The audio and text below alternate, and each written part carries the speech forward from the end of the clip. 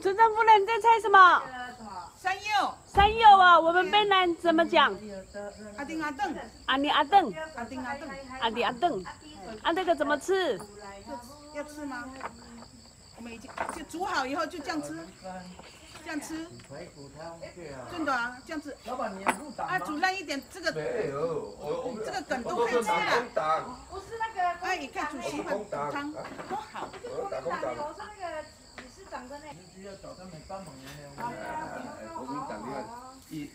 阿丁阿邓。阿丁阿邓。你们介绍我们丽家的美食，啊，这个叫阿拜，阿拜里面阿拜是用那个糯米做的，然后里面呢有那个南瓜子，还有阿丁阿邓，然后加这个喜酪，喜酪是用米酒洗过，然后味噌拌一拌，然后再蒸熟以后可以吃，然后这个是那个洛神，这洛神呢是我们自己家后院种的，然后再加梅子。